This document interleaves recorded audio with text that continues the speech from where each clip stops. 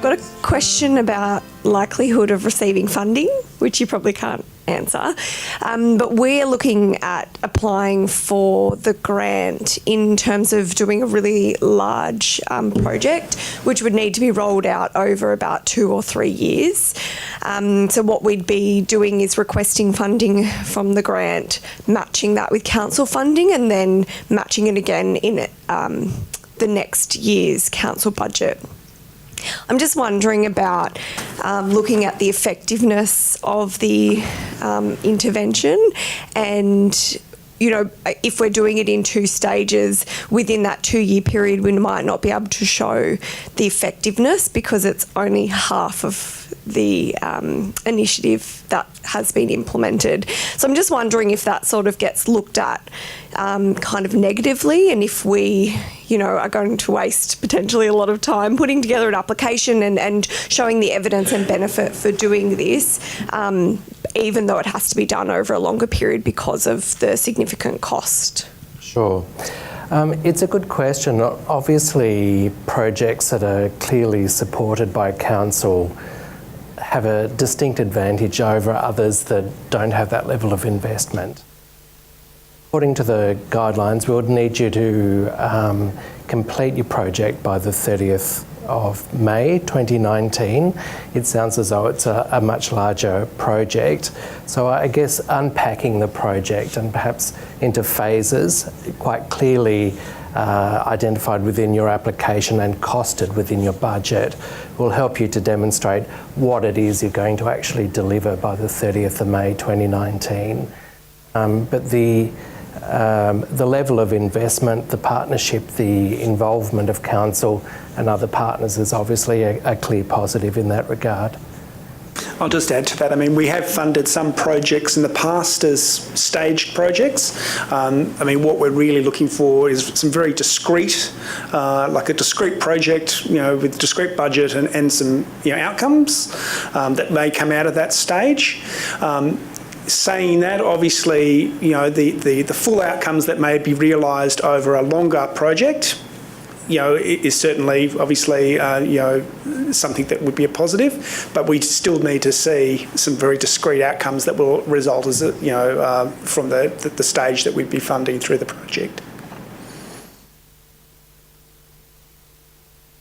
Hello, and thanks for the presentation. It's been very informative. I've got a question to Zorka in relation to the relationship between local government and police, and I'd just like to get your perspective on what do you think are some of the key principles for joining up that triangle between ourselves and our communities, and can you give us any pointers?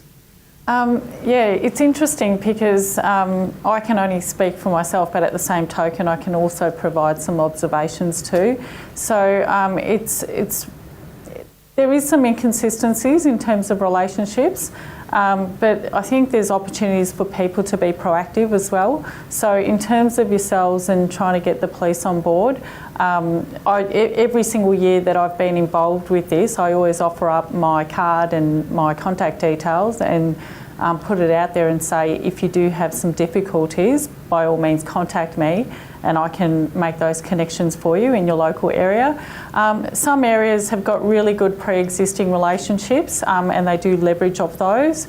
Other areas, because we do have some movement in Victoria Police and we do change personnel, it's not always that strong, but that's where I always encourage everyone to come back to my office and we can create those partnerships if they don't already exist. The other issue is, I think of even implementation, so we talk about implementation and the challenges there, is really getting that clear understanding in terms of expectation from police and getting that undertaking.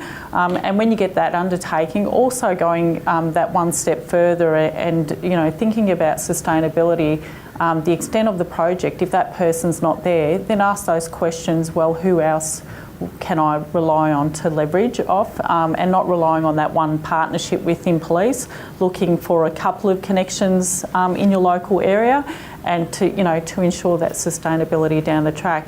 But once again, if you're having issues even throughout your project, I always invite everyone to come back and contact us and we're able to facilitate that connection if you require it. Hi, I believe this is a question for Sean. Coming from a rural country area, we don't have the statistics, the crime statistics that a metro area has. My concern is that we're going against a lot of metro areas and we don't have the stats to say we really need this, and that's my concern. Sure, that's also a really good question. The crime statistics are one form of evidence that you can use to support your project. There's a range of other sources of information that you might be able to draw on, whether it's community surveys, council data, etc., that you can use to demonstrate need for your project and to help you unpack, I guess, the causes of offending within that particular location. So in your situation, I'd encourage you to think creatively about what other sources of information you might be able to draw on. In our grant guidelines, we do outline a range of evidence that you can use to support your application. So have a look at that as well, and I guess be creative. Use CSA data where you can, but you might want to supplement that with other information. Just adding to Sean's comments there, we also realise that while there may be a lower level of crime in some, regional rural areas, that impact can be disproportionate in some of those areas. So we consider that as part of the process. We also, as part of the process, we have what we call overlay considerations, where we consider a range of factors other than obviously just the merit against the proposal, and part of that might be looking at smaller regions, previous funding, those sorts of things as well. So, I'll just add, you're obviously from the police service area, so, in terms of writing about the nature and the extent of the problem, the crime statistics, as you know, doesn't always reflect that. So just really highlighting how it impacts on the community, and even just how it impacts on the police service delivery too, because as you know, we might attend, but it doesn't translate into a crime statistic. So if you can demonstrate that even in your letter of support for the police, that's considered by the panel too. I've got a question for Sean. Could you tell us what you think are the key reasons why projects weren't successful the last year or the last round? All right, I think coming back to Anthony's presentation, one of the key reasons, I guess, for why applicants weren't successful is not clearly demonstrating a level of need within their community or unpacking the causes of offending within that particular location. A link of, or a lack of an obvious link between the causes of offending, the behaviour that the project's wanting to address, and then the type of response that is presented is probably also one of the key reasons for why applicants weren't successful.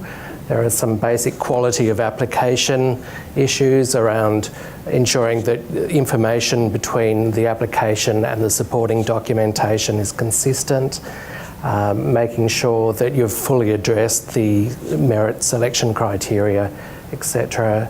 Are probably the main ones.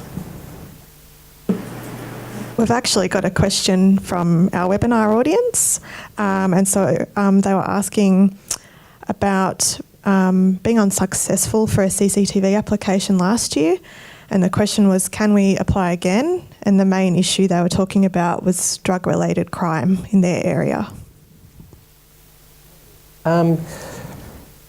Obviously, we assess all applications on their merit, and hopefully that council sought feedback from us after the last round, and they were able to identify perhaps some areas where they could strengthen their application for the current round. Certainly they can reapply if they feel that the situation's persisting. I would encourage them to obviously build on the feedback that they may have received, to look at the selection criteria again, obviously presenting a really clear level of need within their community and drawing a link between the behaviour and CCTV as a response is going to be critical to the success of that application. And if they haven't come back, I'd encourage them to give us a call and obtain that feedback. Sorry, for you as well, Sean, if you could just tell us a bit around what the budget is for the program and what proportion of applications are typically funded? Sure. This current round, we have about $3.25 million in funding. Now, obviously, the proportion of projects that get funded depends on the number of applications we receive, but we would generally look to be funding around 15 to 20 projects this round, and that's consistent with previous rounds of the program. You're getting all the questions, Sean, so I've got another one for you. He's in the... You're the man with the money, so therefore they've all got a beeline to you. Yeah, I'll give you another one, the hard to answer one. In relation to projects that have maybe identified an issue and picking up on the previous presentation around getting some stuff done but unable to fulfil the commitment that was made both to the department and to the community, is there opportunities to come back and say, look, we need some extra funds or we need an extra effort to get this thing across the line? How open is your program to that sort of add-on funding or completion funding? Certainly, if you're able to present an argument for why those additional funds are required, we would expect you to deliver the outputs and deliverables that were outlined in your original proposal within the funding provided. However, if through that process you identified some complementary activity that would further strengthen that response in that community, well then obviously that's a learning that you've drawn from that project, and building on those learnings would help you to, I guess, really present a persuasive case for some further investment. And it depends on the, I guess, the number of applications we receive and the level of competition, because I guess we do take that into account. Like if a council has received funding for a project in a particular area, when we're maybe only funding a third of the projects, and particularly the councils that we may not have ever funded before as well. So it is a consideration, but it does depend as well. I just got a question for Fiona. Just in relation to statistics in relation to victims, how much can you break it down in relation to gender, age ranges, things like that? Because often when you look at a public space, you want to look at users that are using the space, and obviously if you're not having legitimate users there, how can you encourage that more so? Sure. I guess the problem is from your end if you then do know what your through traffic is. But we certainly get information about gender and we get information about age. The only constriction we have on being able to provide that sometimes is if you've got incredibly small numbers. For victims, we sometimes need to confidentialise. But that said, for the majority of property crimes, or if you do genuinely have a crime hotspot, that's probably not going to be a problem. And again, most of the public safety issues that these types of grants are targeting usually don't come across those sorts of issues so much. So we can be pretty flexible on that usually. It really just depends on what's actually getting recorded and how that reflects exactly who's using your space. So.